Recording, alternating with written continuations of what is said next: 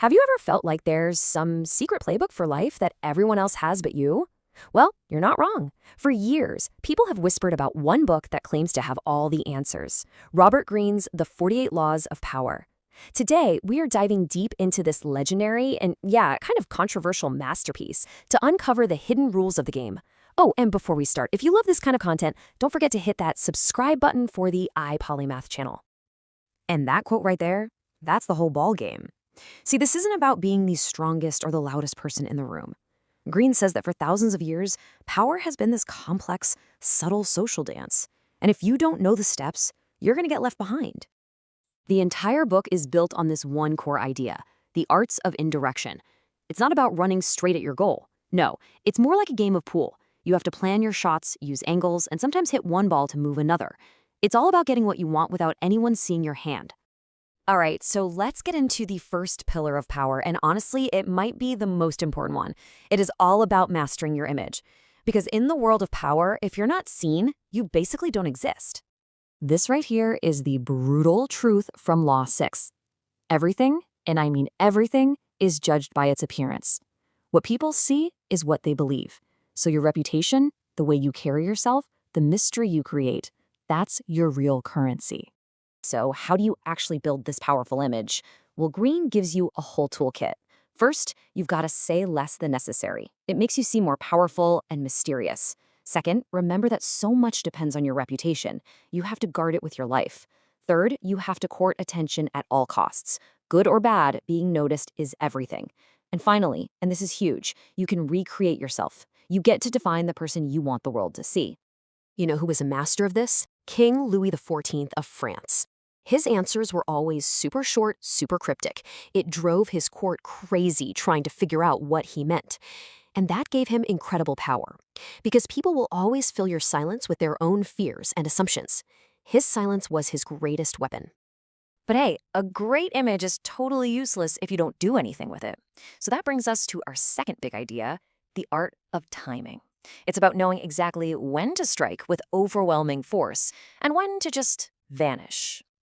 Now, this is where Greene's philosophy gets really interesting.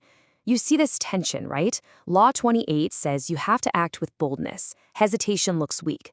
But then Law 16 tells you to use absence because being too available makes you seem common. The real master knows how to dance between these two. They know when to be the lion and when to become scarce, making everyone wonder where you went. Okay, this is probably the most famous law in the whole book, and the one everybody gets wrong. It's not about being a kiss-up, it's pure strategy. You use your amazing talents to make your boss look even more brilliant. They get the credit, but you get their trust. You become indispensable, and that gives you way more influence than you could ever get by trying to grab the spotlight yourself. It's the long game. So all of this brings us back to that central theme: the art of indirection. The most powerful moves you can make are the ones that nobody even realizes are happening. It's about winning gracefully without making enemies along the way. Just think about this for a second. You can win an argument, right? But what have you really accomplished? You've hurt someone's pride, you've probably made them resent you. But when you show them you're right through your actions, well, that's undeniable. That's real power. Show it, don't tell.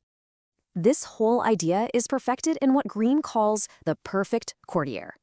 This is the ultimate master of the indirect game. They make incredible achievements look effortless. They're a source of pleasure to be around. They have total control over their emotions, and they know how to adapt their style to anyone. Basically, they get ahead by making everyone else feel smart and powerful. And then you get to a law like this one of the most ruthless in the book.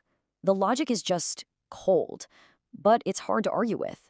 The world doesn't always reward hard work. It rewards what it sees.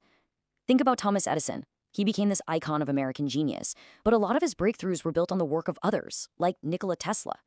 Edison knew how to play the game of credit. Tesla, the genius, tragically, did not.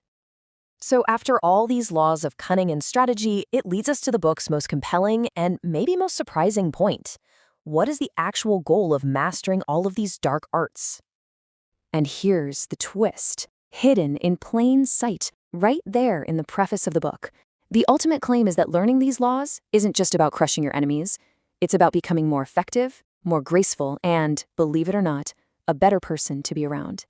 The final argument is that so much of the drama and pain in our lives comes from being clumsy with power. We step on toes, we create resentment, we misread situations. By truly understanding these dynamics, how ambition and insecurity and envy actually work, you can navigate the world with less friction and build way stronger relationships. So in the end, we're left with this massive question. Is this book a dangerous handbook for manipulators, or is it a brutally honest guide to understanding human nature?